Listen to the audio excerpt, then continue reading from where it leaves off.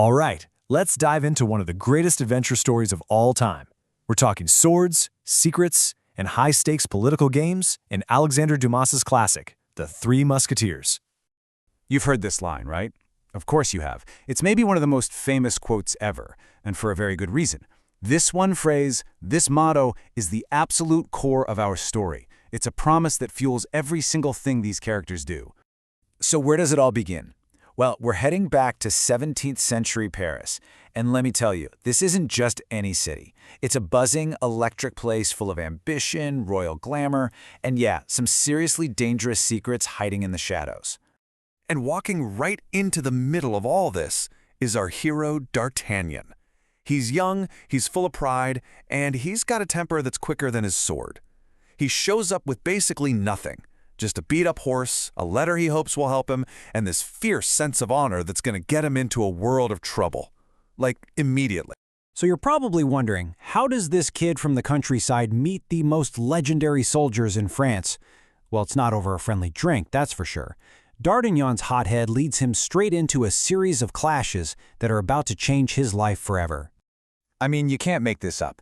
In one single, absolutely chaotic day, he somehow manages to tick off 3 different musketeers. And not just any musketeers. He accidentally schedules a duel with each of them back-to-back at the exact same spot.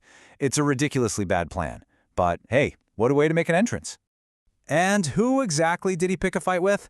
Oh, only the best. First up, you've got Athos, the noble, mysterious leader of the group who's definitely hiding a painful past. Then there's Porthos. He's loud, he's flashy, and he loves showing off. And finally, Aramis, the handsome, clever one who's torn between being a man of God and a man of the court. 3 totally different guys, all bound together by their incredible skill and their code of honor. But look, this story is way bigger than a few sword fights. The personal battles our heroes are fighting, they're just tiny moves in a massive, dangerous game of chess for the control of the entire country. On one side of the board, you have King Louis XIII. He's technically in charge, but he's pretty easy to push around. And on the other side, you have the real power in France, Cardinal Richelieu. This guy is a puppet master. He's brilliant, ruthless, has spies everywhere, and he's always looking for his next move to gain more power. And the cardinal finds his opening when he uncovers a huge royal secret. Turns out Queen Anne is having a secret affair with an English duke, and she gave him an incredibly reckless gift, a set of 12 diamond studs that her own husband, the king, gave to her. For the cardinal, this is a golden opportunity. He can ruin the queen and maybe even start a war with England. 2 birds, 1 stone. And this is what kicks off the main adventure. It's an almost impossible mission. D'Artagnan and his new friends have to race all the way to London, get those diamonds back from the Duke, and bring them back to Paris before the king realizes they're missing, all while the cardinal's spies are trying to stop them at every single step. It is a full-on race against time. Now, a guy like the cardinal is way too smart to get his own hands dirty. No. To make sure our heroes fail, he unleashes his most lethal and effective agent, a woman who is a true master of the shadows. Someone so cunning, so good at manipulation, that she really becomes the main villain of this entire story. So, who is this terrifying secret weapon? Her name is Milady de Winter, and trust me, she is way more dangerous than any man with a sword.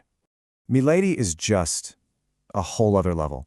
She's a spy, an assassin, and she can twist anyone around her finger to get exactly what she wants.